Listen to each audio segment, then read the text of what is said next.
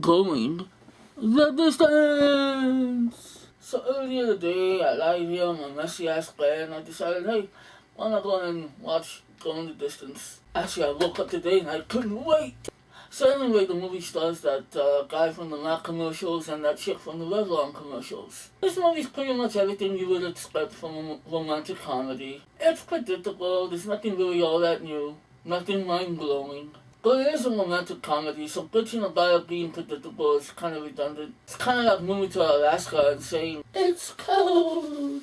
But the one good thing about this comedy is it's rated R. I'm not really sure why I did that, just because I said it's rated R. And this movie does not shy away from vulgarity, and that's a good thing. It just feels so good to hear Drew Barrymore say fuck so many times. And as a bonus, she says, suck my dick. Now, if that's not America's sweetheart material, I don't know what is. And of course, Justin Long, he's okay. He's a likable guy, he's just kind of a douche. A likable douche. How in the hell do you have a likable douche? Guess what, Justin Long? You are the world's first likable douche. At least in my book, buddy. Now, I've read reviews that these two don't have very good chemistry on screen and off screen. But, I don't know. I mean, what really do you want? They're both kind of awkward people. They both kind of play silly characters. They're both kind of stuck in dead-end jobs and they want more. Drew Barrymore has a shot of being a reporter for a newspaper. Justin Long is a PA for a record company.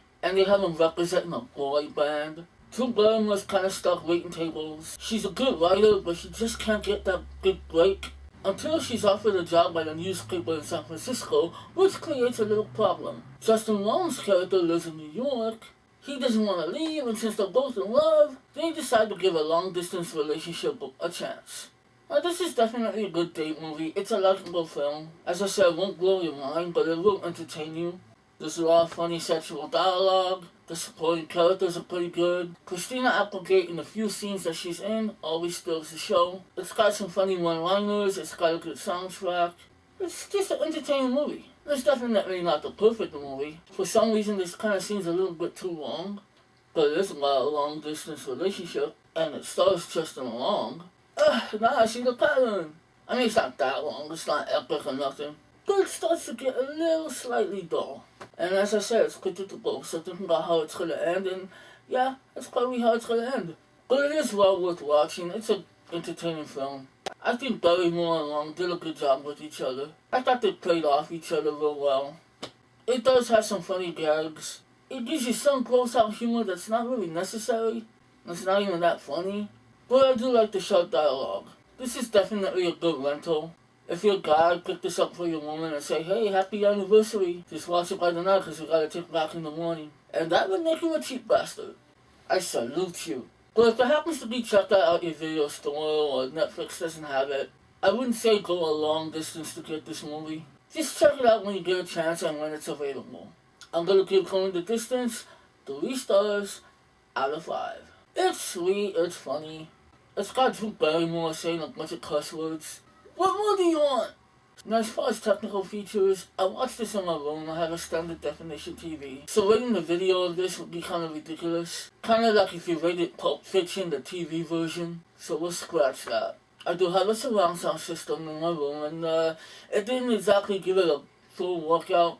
I mean, it truly gave the center speaker a moment to shine. The music has good bass, but the soundtrack is active in the front, not the back. So I'm gonna have to give that 3.5 stars out of 5.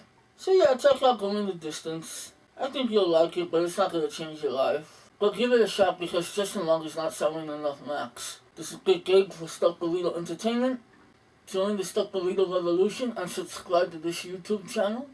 Oh yeah, I want to send a shout out to Darth Boy or Darth Boy. I keep forgetting how to pronounce it. Darth Boy. No, it's Boy.